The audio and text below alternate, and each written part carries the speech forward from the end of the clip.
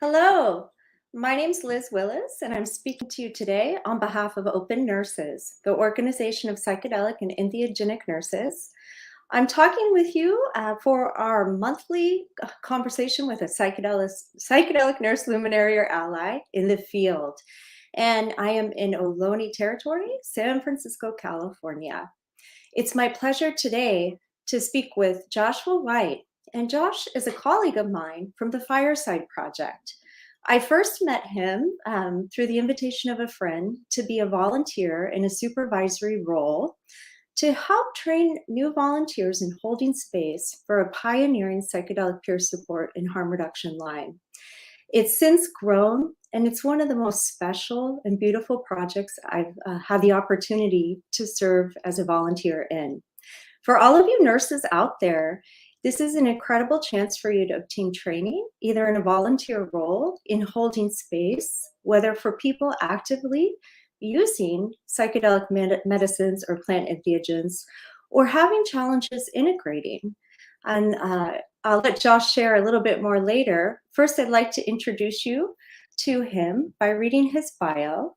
And while we're doing that, those in the audience who'd like to say hello, please put your name, who you are, where you're at into the chat. And we will be focusing on a series of questions designed to highlight Josh's experience in this field and things he has to share with us as nurses. And then we'll be inviting you all to put your questions into the chat. And we will be working on those towards the end of the conversation. And really glad that you're here today. And for the audience in the future, thank you for tuning in as well. So Joshua White goes by he, him, and his, and he is the founder and executive director of Fireside Project, which operates the first national peer support line specifically aimed at helping people in the midst of psychedelic experiences and processing past psychedelic experiences. Joshua believes deeply in the power of peer support and in the role of support lines as key components of an equitable community mental health ecosystem. Prior to launching Fireside Project, Joshua spent 7 years as a volunteer counselor on Safe and Sound's Talk Line, which provides support to parents with young children. He also provided in-person psychedelic peer support with the Zendo Project. Joshua has spent 17 years as a lawyer, mostly as a deputy city attorney at the San Francisco City Attorney's Office, where he focused on suing businesses exploiting vulnerable communities and co-teaching a nationally renowned clinic at Yale Law School. So without further ado, I'd love to introduce Joshua to you all, and we'll begin our conversation with him today. Thank you so much, Liz, for inviting me, and thanks to all of you who are here listening. It's really an honor to be speaking with you today. Yeah, thank you so much. So is there anything you'd like to share about where you just landed? I understand you're in a wonderful place at this very moment. Yes, moments before this conversation, I just arrived in Joshua Tree, and along with Fireside's co-founder, Hanifa Naya Washington, will be having some time in this beautiful desert landscape. Oh, that sounds incredible, and what a lovely person she is, and a powerful leader in our community. And right now, I'm going to begin with some questions for you, if that's all right. And I really want to learn a little bit more about your background. It's so unique. And in this regard, I'm speaking to your career as an attorney. And then if you just tell us a little bit about how that happened in your world and the trajectory leading up to where you are today in Joshua Tree. Sure, yeah. So I went into the practice of law, I like to say, for the wrong reasons, which was, pressure from my Jewish family. I had two options, being a doctor or a lawyer, and I chose the practice of law. But I was very fortunate to find myself working at the San Francisco City Attorney's Office, which has this very unique and really beautiful program, what we call our affirmative litigation program, where we really think about what's the most good that we can do with the smallest amount of resources. And so the office really has a tradition of being kind of using the power of the office to kind of advance a progressive agenda. So that's everything from same-sex marriage litigation to Trump's sanctuary city litigation. And so really my focus was always like thinking about everything through the lens of like, well, what's the biggest impact we can have for the smallest amount of resources. And so, I started having my own psychedelic experiences over 15 years ago, and fairly quickly decided that even though I enjoyed the practice of law, my heart was elsewhere. And so when I was exploring that career transition, I figured exploring a career transition to psychology with the desire of eventually becoming a psychedelic therapist, I had a couple of really impactful volunteer experiences, as you mentioned. I worked at the Zendo Project, which I know you have as well. It's really a wonderful and sacred opportunity to hold space for people during challenging experiences. And then in San Francisco, this just amazing support line. And I really could never get over, and still can't, like how really radical an idea it is that as long as you have a phone with you, you can have care and connection, compassion and understanding with you. And so, fast forward to the start of the pandemic, like so many of us, I was forlorn about the direction the world was going in. Everything from the West Coast of the United States being on fire to the murder of George Floyd and the protests afterwards. And, I was really in those dark days thinking about, what gives me the greatest hope for the world. And for me, I thought, well, it would have to be some kind of radical transformation of consciousness that will allow us to kind of extricate ourselves from this situation.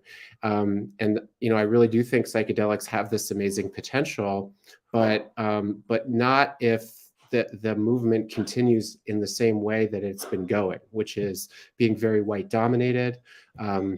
And really being, like, for the most part, tools for people of privilege. And so going back to that San Francisco City Attorney's Office training, I thought, well, what's the biggest possible impact that I could have changing the direction of the psychedelic space? And so I thought, well, a support line could be really beautiful because everyone in the world could have the access to free and compassionate support during and after their psychedelic experiences.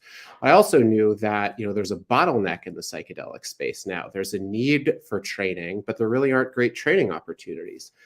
And so the thinking was, well, if we really prioritized hiring people from marginalized communities, then we could really use this volunteer opportunity as a way of supporting people who have historically been excluded from the psychedelic space to pursue careers in psychedelics. And one thing led to another, and here we are.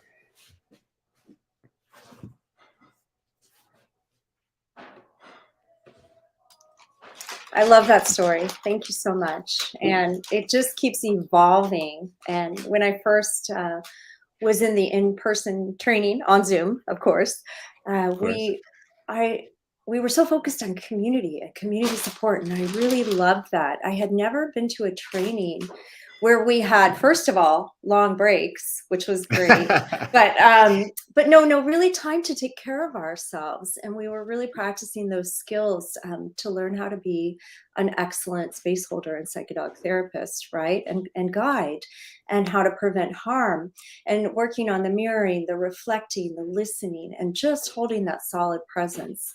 And I think a beautiful thing that you maintained throughout the line is the weekly community circles, that connection for everyone. And so it's really a special place that you've created, and we'll get more into some of the opportunities that you're offering as we speak.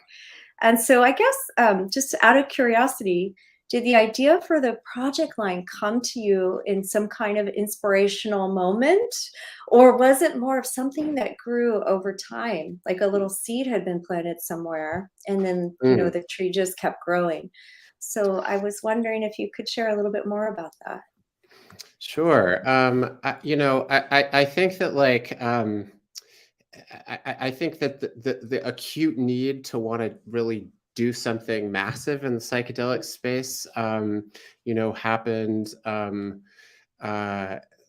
I think, like, fairly quickly. I mean, it really was like during the darkest days of the pandemic, literally and metaphorically, literally because the sun didn't come out one day because of the fires on the west coast of the United States. And so, like, I really wanted from the beginning the focus to be on how to create a more diverse psychedelic space. And so I had a series of kind of ideas. One of them was like, well, maybe I could just open up a string of free psychedelic therapy clinics across the country. And I had some friends like, well, that great. Is that really what you have the skill set for? And I didn't. But I was actually like still working on the talk line at the start of the pandemic, and the call volume had gone like through the roof. The intensity of the calls had gone through the roof, like so much so that I was really having a hard time even continuing because my own emotional reserves were so depleted, and I was supporting others who were in similar states, only they were often single parents, struggling with employment issues and innumerable other issues. And so it was really like I was already working on a support line when this kind of desire to want to do something really massive and beautiful for the psychedelic space happened. And so the jump from one support line to a psychedelic support line wasn't particularly, for me, it didn't seem like a big one. My other passion is psychedelic research, and I've been a kind of a nerd with my face like pressed up against the glass of the psychedelic research space for a long time, including, recent UCSF professor Robin Carhart Harris. And he had started Psychedelic Survey when he was at Imperial College of London, which basically conducts survey-based studies. And he had written this paper about like the so-called attrition problem, like how do we get people to keep coming back and answering survey questions. And here I was like, if we do follow-up calls on this psychedelic peer support line, we'll solve the attrition problem. Because people will actually be coming to us for something. So it all kind of like snowballed fairly quickly. And since none of us could go outside and I was trapped by myself in an apartment, I really just had nothing but time to think and let my brain wander. Thanks. That's so incredible. I'm grateful for your story. And I just want to share one story that happened that got me so much more drawn to your line. And it's related to the pandemic, and that's why I'm bringing it up. So as an ER nurse, prior to Zendo, we weren't really taught, or I wasn't taught how to do things like harm reduction. We have limited tools, high acuity, high volume, right? And so I didn't learn a different way until I was with the Zendo on the playa, which I'm so grateful for. So preventing that hospitalization, medication, restraints, preventing that trauma. And let me tell you, it still happens all the time, despite all of the staff's best efforts, right?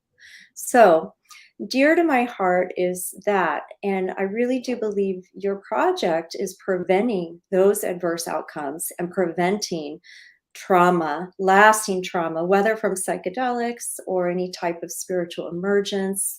And, I do believe with the upcoming decriminalization and legalization, we're going to have even more patients in need, right? And so far, until we develop those psychedelic therapy clinics or tertiary centers where people in these situations can be triaged to, which don't exist yet, then the ER is going to be the place. So highlighting that, I want to say that during the pandemic, a story that rings true to me and the need for this line is a nurse and her girlfriend had chosen to take psychedelics, psilocybin at home, and they had been avid journeyers and very experienced.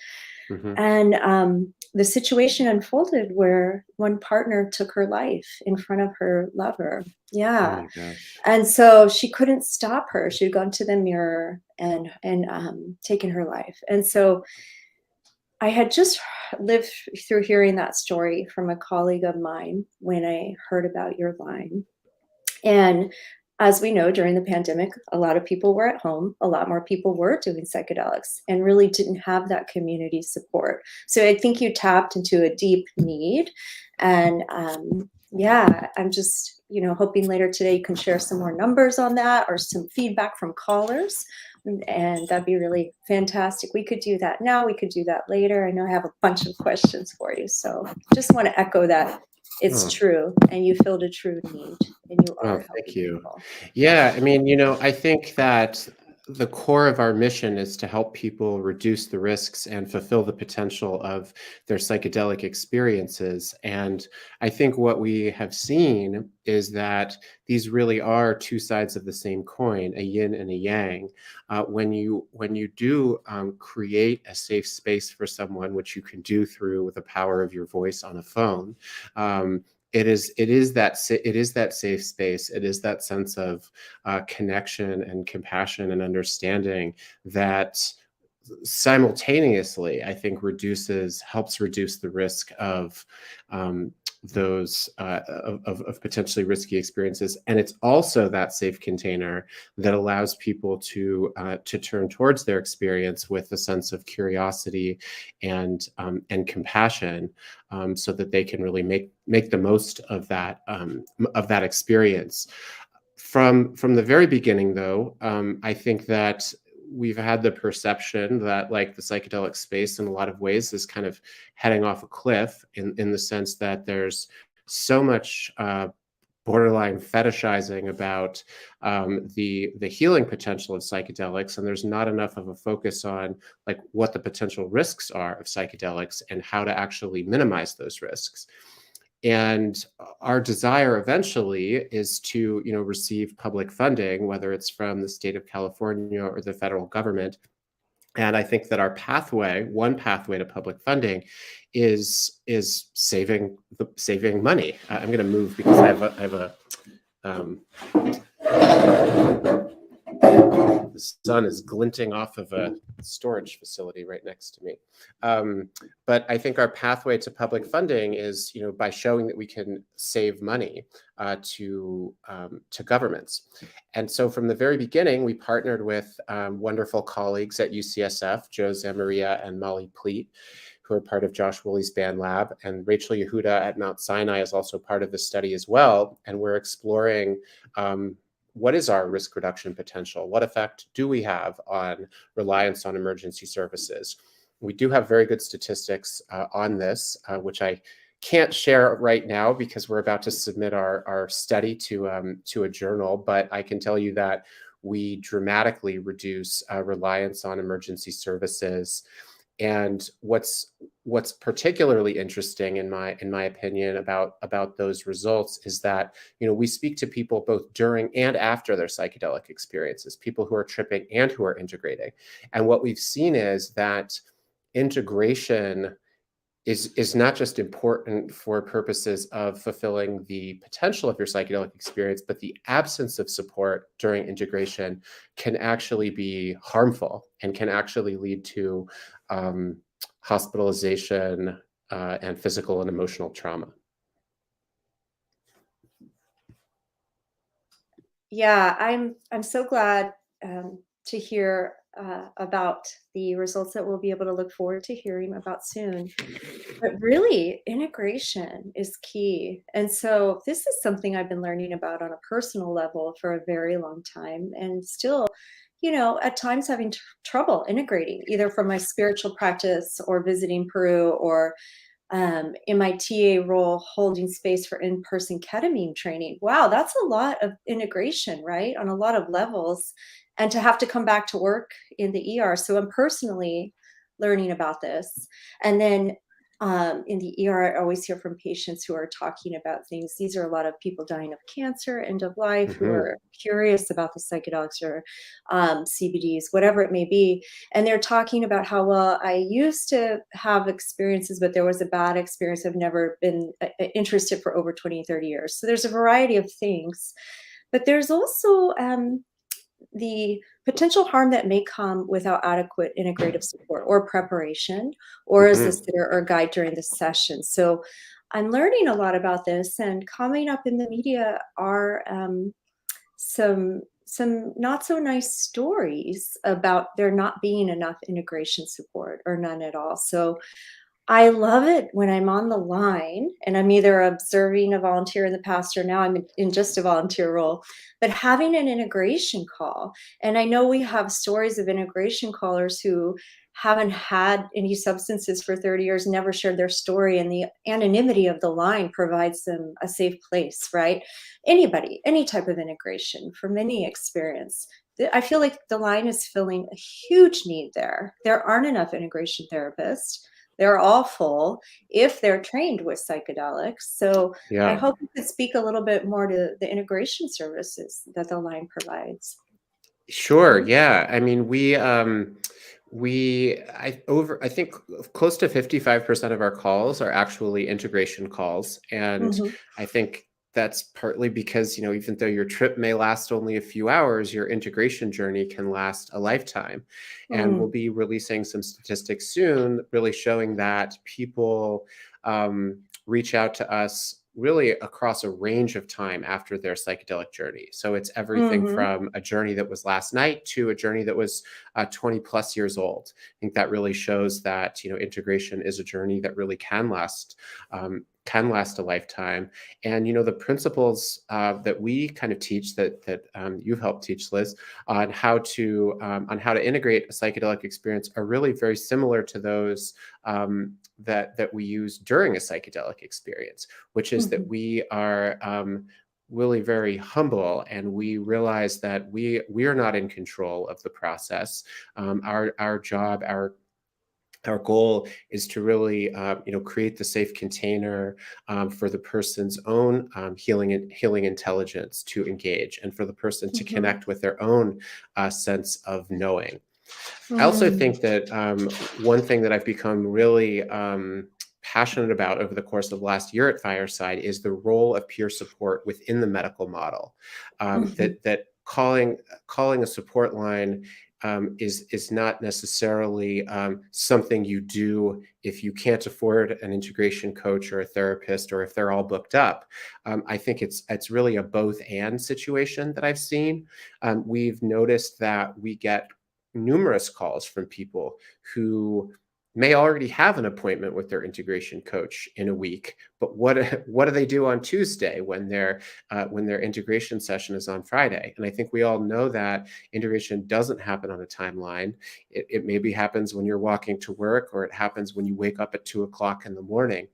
And so I think a really unique role that Fireside can play is really being that opportunity for round the clock on demand integration support, both for people who do have a therapist or an integration coach, and for people who can't afford it. And my own view, and we're going to really at Fireside start pushing this more and more, is that the proper standard of care for integration is to provide your patients with round the clock integration support. And since that's not feasible for a lot of organizations, that's where partnerships with Fireside Project can really be helpful. And we're in the process of exploring relationships with ketamine providers, where we'll provide them with a dedicated number that will be staffed by experienced peer support personnel,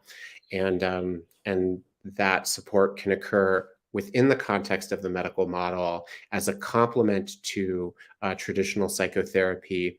And then eventually, when ketamine is approved for depression, and a lot of the uses that it's currently being prescribed for, that there will be a pathway to insurance coverage for a psychedelic peer support line. Yeah, I want to bring this back to a hard situation I had the morning in after a series of long night shifts, and this was in the ER. And a young man, he wasn't my patient, I was in triage, had been put in a high vis location across from the code room, needed to be restrained, was being medicated. There had been a couple Mm, hours of screaming. And in my mind, I thought, well, this is maybe autism, some type of developmental delay, but I was just circling. I had another role, okay? And the nurses there are top notch, doing the best they can. And then I got a question from somebody who said, "What should we do?" And it turns out the young man had reportedly ingested a hit of acid and Mm. maybe had taken some Xanax, but it wasn't really looking like that. And a family member was there who was escalating the patient.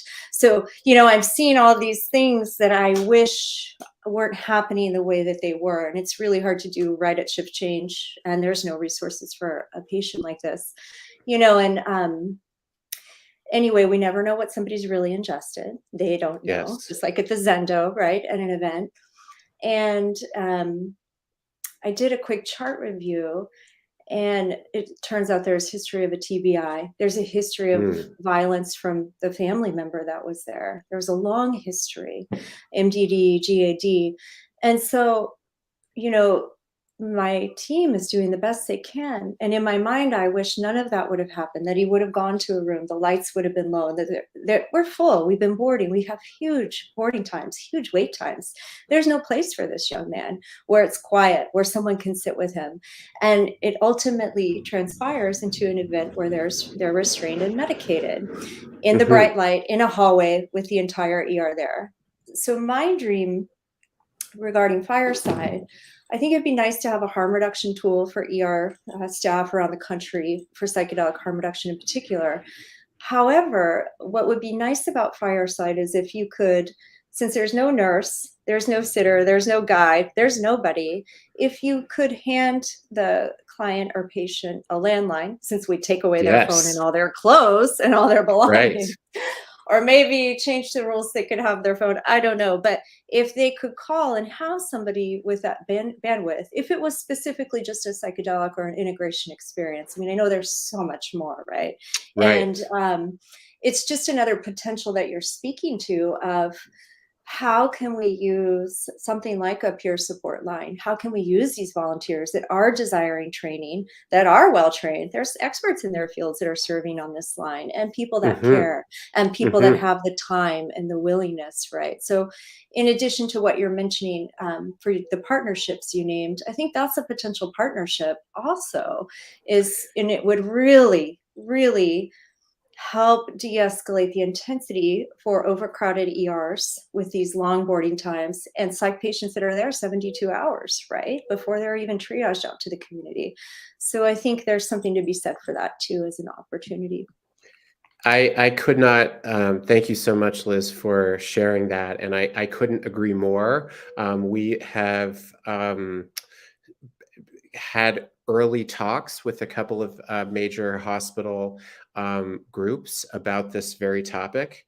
I'm excited about the potential, and similar to our kind of eventual pitch to public entities for public funding, I think that there's a kind of a bottom line dimension to the point that you're making, which is that in addition to this type of support within a hospital being incredibly healing for patients and helping them avoid the traumas that can be associated with forced restraint in multiple ways.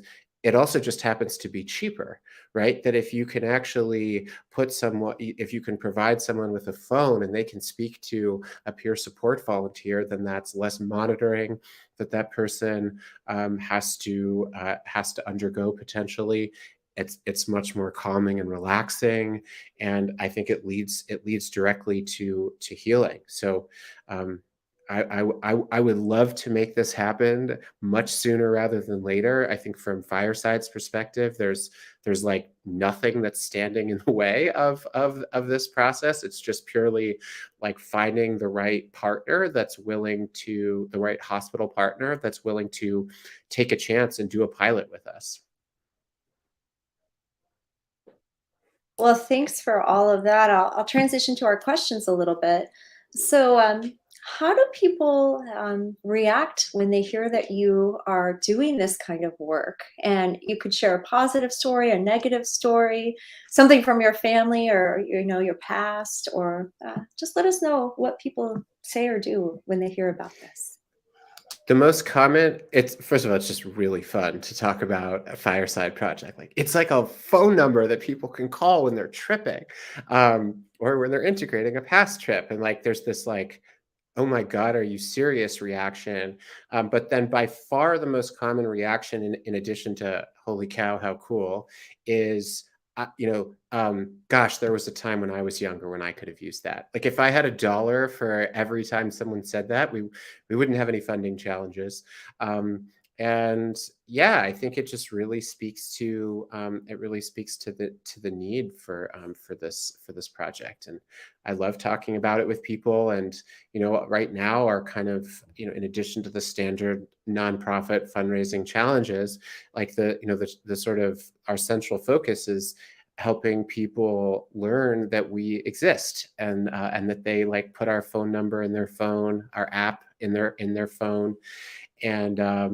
And it's very heartening to talk to people about Fireside, because it just makes me realize that like all we need is just like 10 seconds with someone to tell them what we do, and then it quickly becomes part of what people are passionate about, what they love talking about, and what they love sharing. Yeah, speaking of, um, I'm just so excited that you offer nurses the opportunity to be a part of the line. I know you've had a nurse hired onto a supervisory role, and also other nurse volunteers.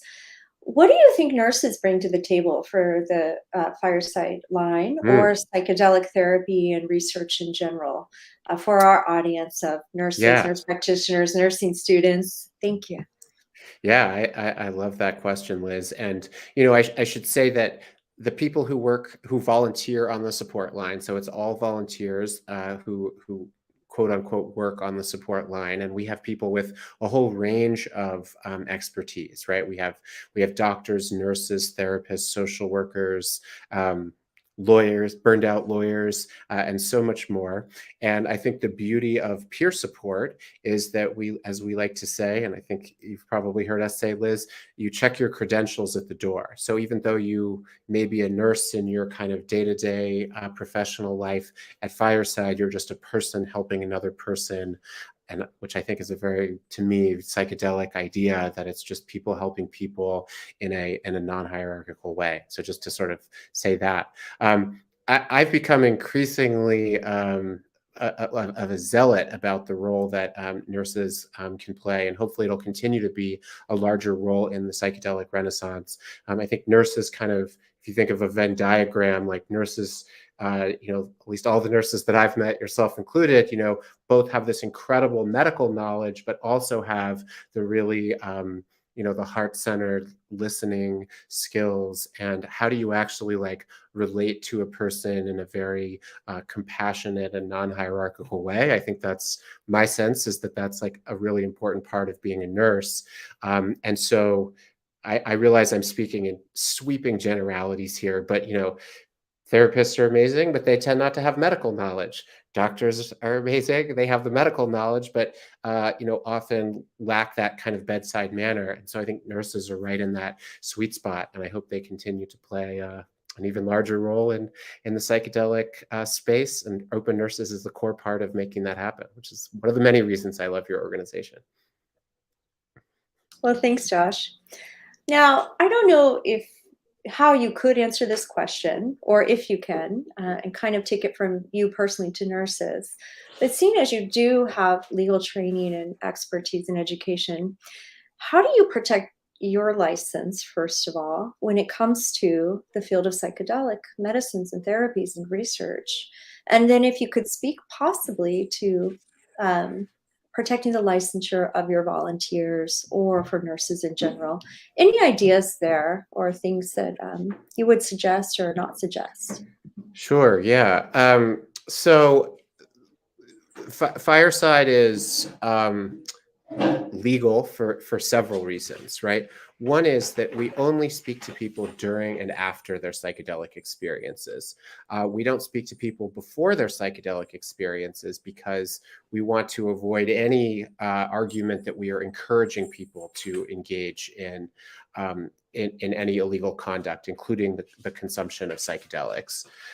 So in that sense, it's really a classic harm reduction organization. people are already going to be engaging in conduct that has risks. We speak to people after they've made the choice to engage in that conduct, and then help reduce those risks. So we feel like in that sense, we're on very solid legal footing. In terms of protecting licensure, because we are explicitly peer support only. Every person who reaches out to us sees or hears, depending on how they reach out to us, a disclaimer that says we're not providing medical advice. We're not doctors. We're not a substitute for emergency medical care, so on and so forth. So if you are a nurse, just like if you're a lawyer working on the psychedelic peer support line, you are not acting in your capacity as a nurse. You are not acting in your capacity as a lawyer. You're simply providing emotional support. So for that reason, we feel like we're on very solid legal footing. And then, there is, our volunteers are all part of our insurance.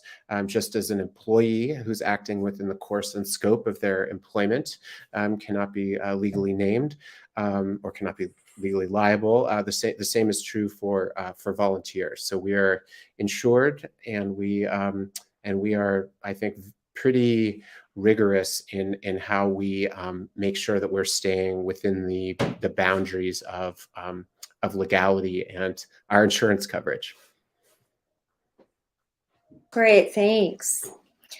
I'd like to take a minute. I know you're speaking a lot about how you care for your volunteers and for the organization and the greater psychedelic community and the reputation, so we can continue doing this work. And I appreciate that. I want to know how you take care of yourself personally a little bit, and then maybe more professionally, because this is so much trauma. So the people calling in, we do have those veterans calling in. We do have people with active suicidal ideation.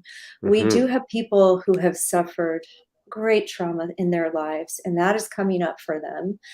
And I know in the training, part of what I loved about that first training and that has carried forth is, we're all checking in with one another. There's clear, people can observe one another. It's transparent. They have feedback with their supervisors, the rest of their team.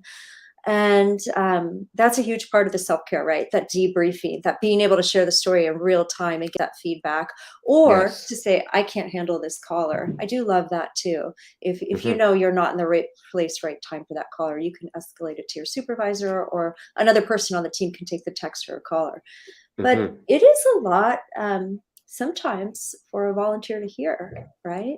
Or to support for hours sometimes. These calls aren't always short, and the text conversations either. And so I want you to talk about, number one, how you care for yourself, and then number two, how you care for yourself kind of separately from Fireside, and then professionally. Yeah, if you could shed some light on that for us. Yeah, no, this is such an important question. And, I hardly know anyone in the psychedelic space that's not like at risk of burnout, because there's just so much happening. And so people are just doing a lot and creating a lot, and that's beautiful and exciting. And it also runs the risk of burnout. But in particular, on the psychedelic peer support line, yeah, it's if you think about a psychedelic experience as, the most spiritually significant, or among the most spiritually significant experiences of your life, it takes quite a lot of energy to really hold the space for someone and to be with them in some of their most beautiful and challenging moments. So I mean, I think number one is like it actually does take a ton of energy, and no matter how experienced you are, I think it's always just going to require a lot of energy. So there's no real easy answer. So I think a big part of it, first of all, is to just make sure that you're like well rested and grounded going into the experience. Over the years, I've kind of almost like made this like energetic decision, not to sound too woo-woo, but this energetic decision that like that I want to like feel but not hold the energy that that people are reaching out with. I think for me initially there was this kind of counterintuitive feeling that like the way to like hold space was to like hold all of the energy myself.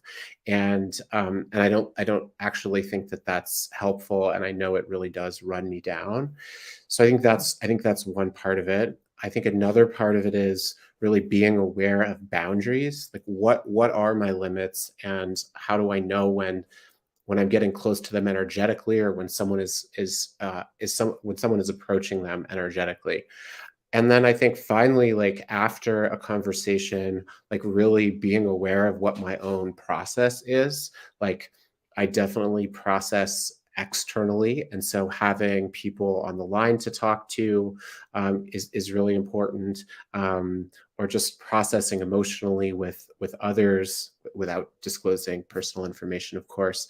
Um, and then also just I think going on long walks is also really helpful for me, and making sure that I keep exercising. So I think the most important thing, my experience, is get to know yourself as well as possible, get to know how tough conversations cause you to feel, and develop your own process for learning how to let go of that energy, because holding on to it is not really serving anyone. Thank you so much. And I want to see, we've talked about a lot of these, and I'm wondering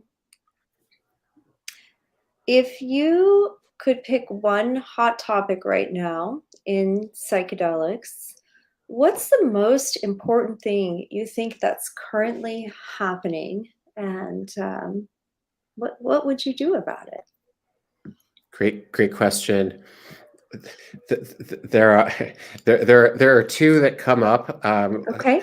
One which I won't talk about so much, which is the race to the bottom in the ketamine space. Um, More in the explosion of ketamine providers who are providing little to no integration support, and often mailing ketamine lozenges to their quote unquote patients in bulk.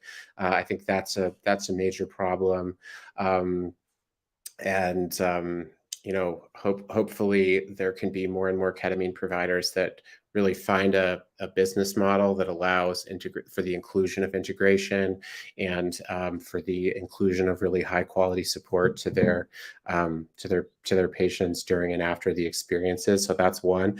But the other that I think is really been weighing on us a lot is the rampant um, uh, inappropriate behavior by facilitators.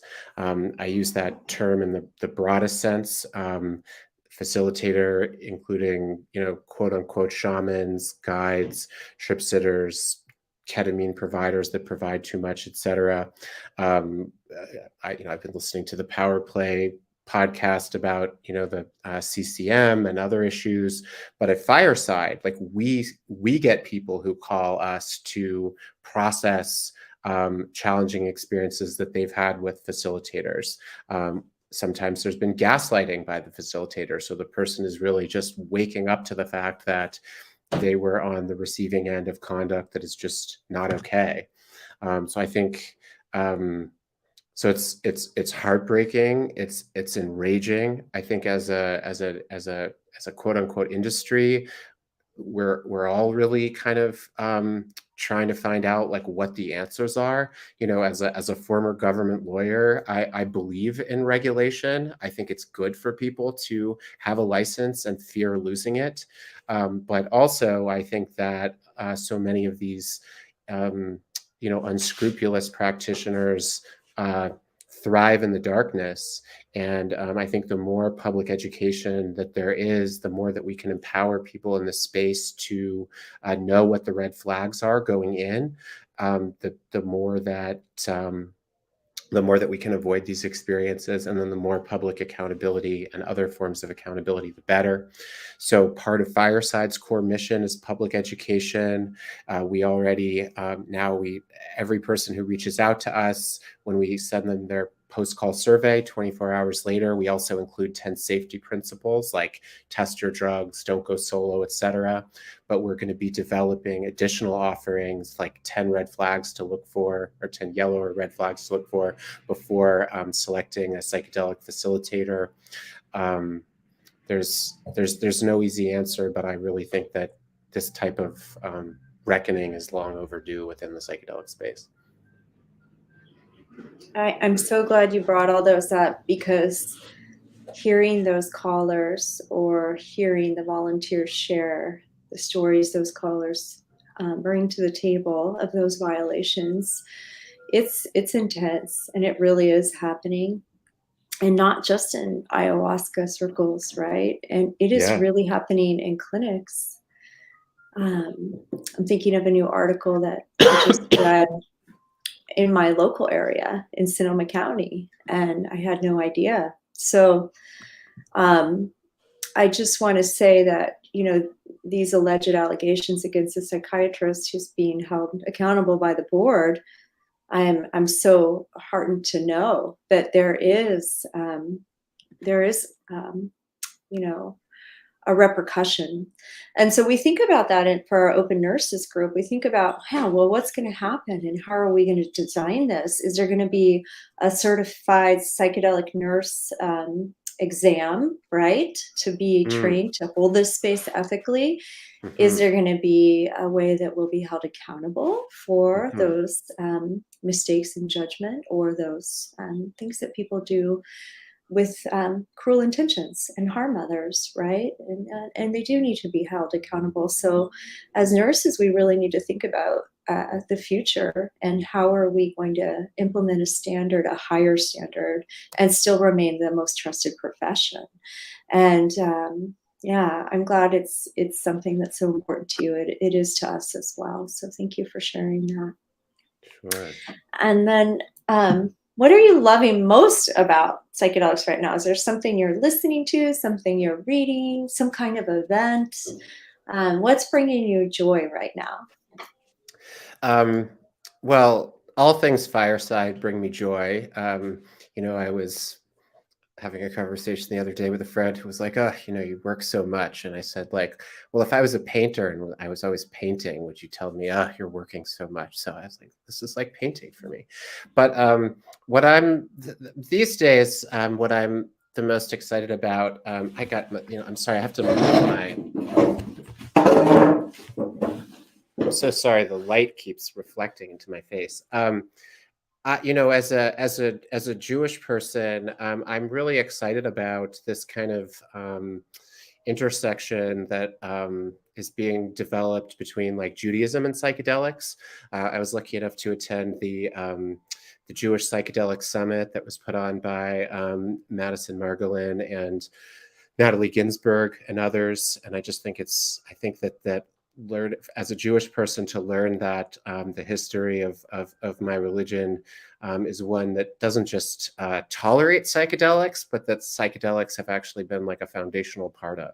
I've found that to be really beautiful, and I also just think that. I'm really heartened by the many nonprofits that I'm seeing like pop up in this space.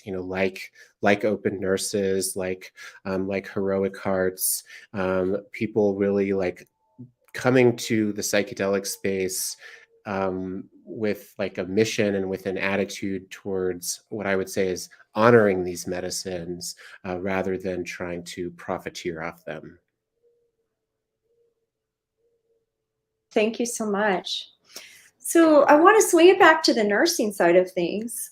Are there any trainings or any advanced certifications or any things that you would recommend to our community that would help bring more to the table? I know we bring a lot as nurses, but what would you suggest maybe that would complement the skill sets and training that we already have?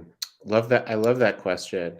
Well, I would say apply to volunteer at Fireside Project. We provide, 200 hours a year of on the job training, plus another 50 plus of actual training. So I think that would be one thing. And then I think holding space is a part of it. Is so much of it is presence, but there's also a lot of skill. So I think cultivating your skill in that way.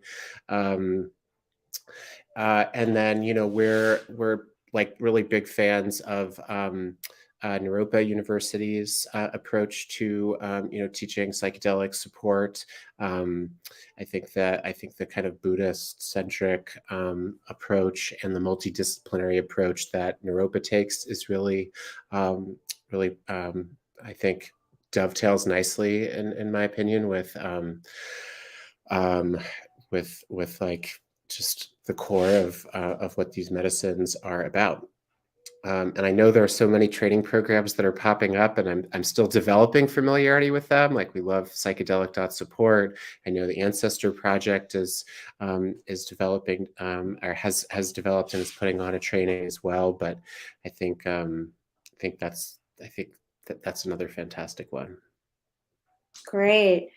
Yeah, and I know Hanifa has led with some wonderful trainings, and the Ancestor Project did some great cultural competency, and it's just wonderful stuff that we've had the opportunity to experience. And your partnership for volunteers to help go to Naropa's new program, that's incredible that you developed that opportunity. For now, we're coming to the end of our time, so I really want to ask if the audience has any questions for us, or if you see any questions you'd like to answer, Josh. Here's one we've got right now. Do you take calls yourself? And what is your experience like with these callers? What do you notice? I love that. There's a few levels to answer that question. Yeah, I was a volunteer on the line for, I think, like, I don't know, seven or 8 months, and then transitioned to the role that I'm currently in. So I do have a lot of experience taking calls. I think every call is different. Every call is, I think, like a miracle in its own way.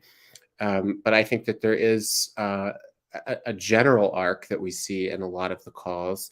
The first part of it is someone's really just looking for connection, and then and really to feel like they're not alone.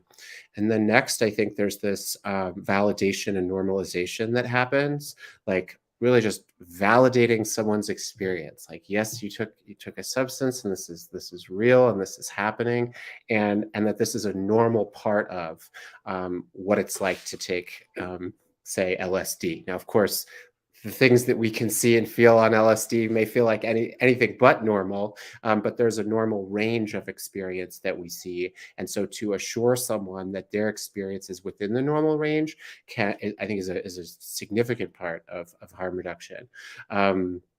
As a way of building connection, a lot of people want to know, have we had our own experiences with psychedelics? And we encourage, I think we call it like mindful self-disclosure. I personally feel like self-disclosure is a wildly overrated way of building connection, but in the psychedelic context, I think it can be nice to say, like, well, yeah, when I tell you that this is a normal part of the experience, I can say that in part because I've had my share of my own experiences. So I think that could be a really powerful way to build connection. At a kind of like, I don't know, I would say like deeper and more cosmic level, I've been struck by how similar to my own life experiences some of the life experiences of my callers are. I remember speaking to someone who was in the midst of a challenging ayahuasca ceremony and was really struggling with like his own kind of like sense of like loneliness, and was realizing that loneliness is the kind of like central issue that he's always like feared and has always been with him his entire life. And as he was saying this, I was like, he could be pulling the words out of my soul from like several years earlier. And so the kind of like synchronicity, I guess, that I've noticed between like what I've experienced in my life and the people who through sheer luck I end up talking to is spooky and beautiful. Yeah, that synchronicity always astounds me, whether in the ER, or once you're Zendo trained or Fireside trained, you'll be at a random event or concert, and who's going to show up next to you? Someone that needs you, but exactly whom you're meant to meet and what you're needing to learn. All right, and next question. Do you require volunteers to have previous personal psychedelic experiences? Great question. It's not an explicit requirement, but the essence of peer support is that you're sort of using your own life experience as a way of helping another person process a similar life experience. And so I think it'd be pretty challenging to provide psychedelic peer support without having had your own psychedelic experiences. So I think really when we interview people, hearing about the role that psychedelics have played in their lives, the what psychedelics have meant to them, I think is it can be a really powerful predictor in like what that person will be like on the line when another person is reaching out to us in the midst of their own psychedelic storm. Thank you. Here's one from Lo Shiner. I know that there is a push for affinity volunteers at Fireside.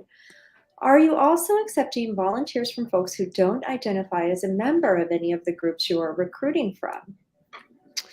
Yes. So we will, we currently operate 12 hours a day, 7 days a week.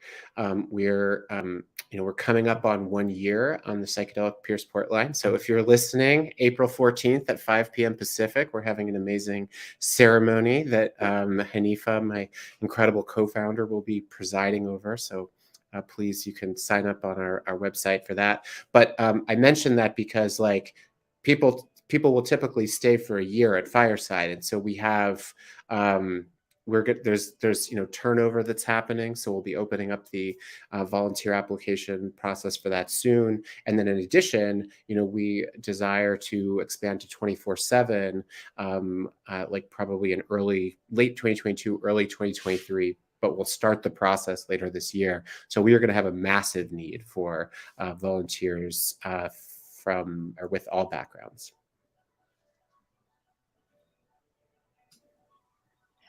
How can we train to volunteer is the question here. So I think we could take that from a couple different perspectives. Before we move on to your question, Gabriella, and thank you for it, I want Josh, do you mind mentioning, in fact, I noticed another question about other languages. Many of our volunteers speak other languages, and we have like a spreadsheet or reference sheet for people that are trained in different capacities, whether it's domestic violence training or whatever type of specialty area you have in the real world realm, but also other languages. But before we move on, no, we have Canada involved now. And what's your plan for international involvement? Because I think for training and for the other language question, it might be nice to mention what's happening now and what the future is for that expansion. Yeah, sure. Yeah, so on the just on the language piece of it, like we don't advertise that we like offer support in multiple languages, but if someone did reach out, as you alluded to, yet Liz, like at a minimum for integration, we could probably pair that person with a non-English language, given the number of people that we have working at Fireside. So we do have, plans to expand to Canada and beyond. We're hoping to kind of formally accept calls from Canada later this year. We're sort of exploring like what the right partners are to make that happen.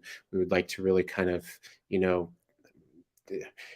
we would really like to have like a group of organizations that are in the psychedelic space in Canada kind of all get together and help us spread the word about Canadian service. But that's something that we'll be doing later this year. From a kind of technology standpoint, like Canada's on the same phone system, and so it's pretty easy to expand to Canada. We would love to expand to the UK, and we're kind of very early on right now in conversations with some folks at Imperial College and Drug Science about how to make that happen. It would probably mean having a UK entity and a UK call center. So there's a big lift that's involved, but we're exploring the way to make that happen. But certainly our desire is for every single person in the world to have access to support during and after their psychedelic experiences. Great, thank you. So for Gabriella's question, how can we train to volunteer? A lot of push-ups. No, well, I guess one way I'll interpret that question is like, what can a person do to kind of position themselves to be accepted to Fireside? We do have a really significant number of applications, far more than we have spots. So it's a competitive process, and it's a big commitment. Liz, as you know, we ask for 1 year of service, 4 hours a week, so it's 200 hours a year, and then there are additional kind of weekly offerings. So it's a really big volunteer commitment.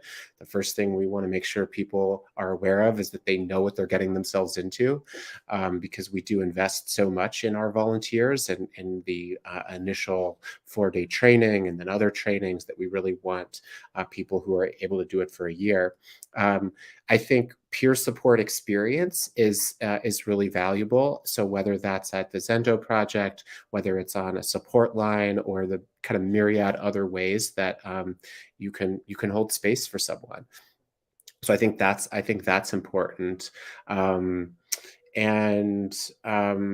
yeah, I think like the more a person can kind of show a demonstrated commitment to the psychedelic space, like, are psychedelics a big part of your life? Are they starting to become a big part of your life? And if so, why? So I think that's really important. But ultimately, when we're interviewing people, the kind of bottom line question that we ask ourselves is, if I was tripping, or if one of my loved ones was tripping, like, is this someone I would want to be at the other end of the line for them and to support them? And so much of what that's about is like, it's about presence, it's about groundedness, it's about like, have you done your own inner work, right? Like, we're helping people, holding space for people who are processing emotions. Well, have we done our own deep emotional work? Are there emotions that someone expresses that we haven't really explored within ourselves? Well, that affects, I think, the quality of the presence that we can offer others.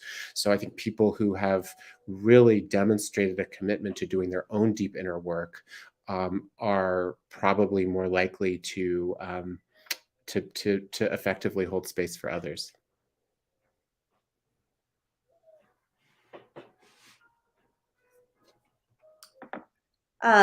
Here we go. If it's okay, we have a couple more questions. I know we're Sure, coming up yeah, on the end of it's the hour, great. but I'm having Yeah, so yeah, much fun, and I know the audience is too. All yeah. right, thanks. Happy to answer Thanks, all the questions. Joshua and Joshua Tree. What a perfect day and a perfect place.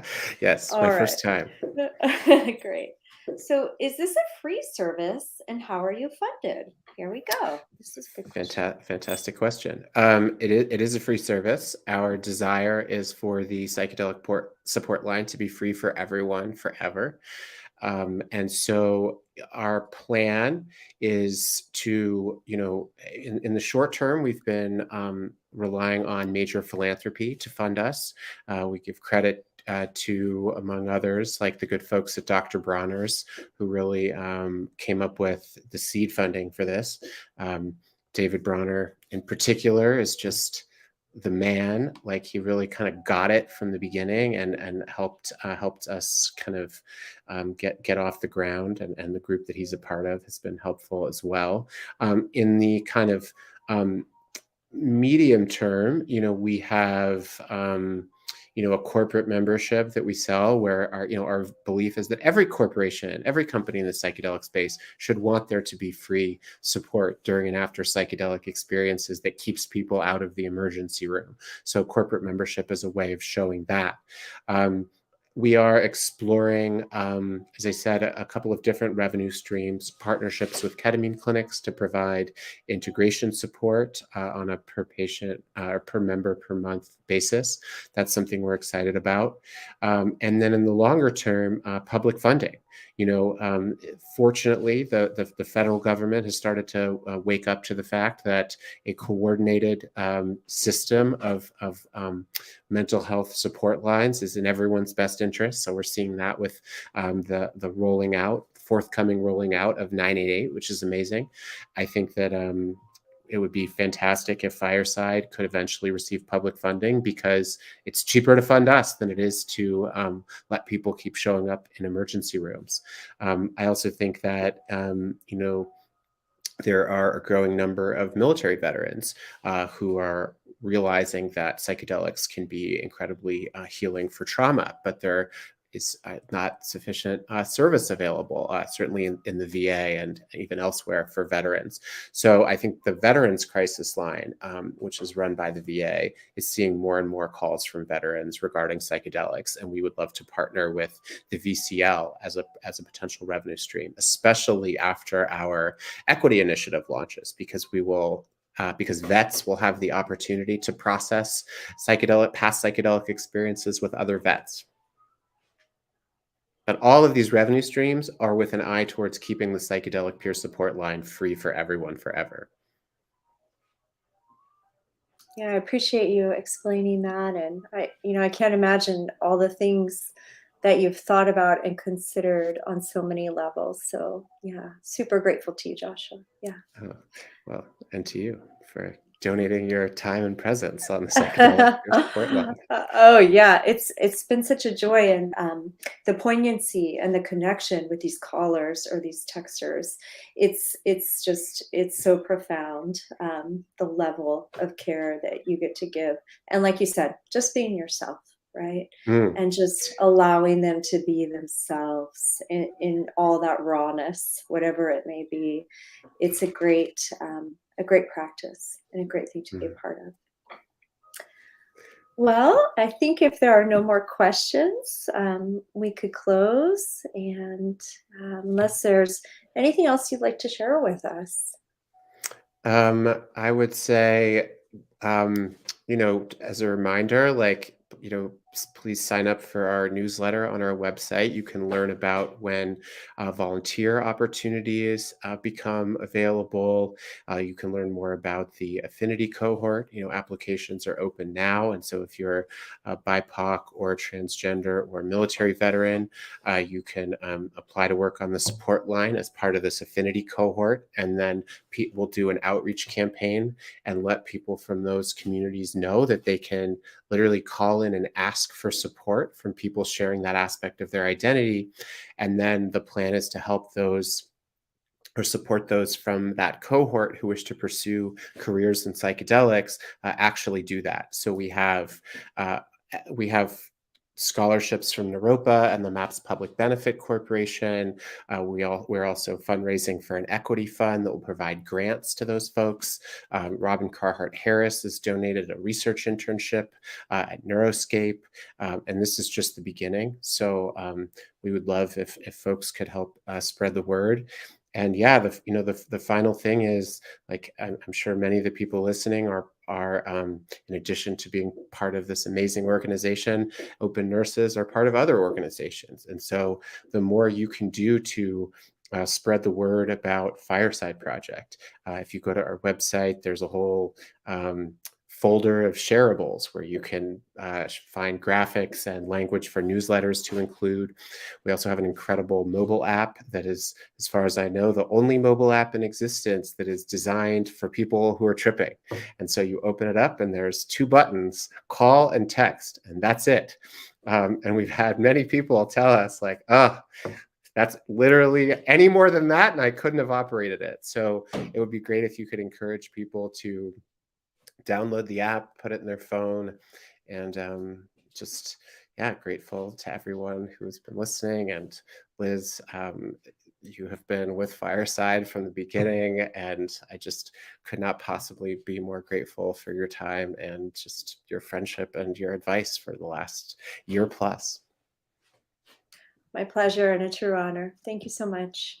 Yeah.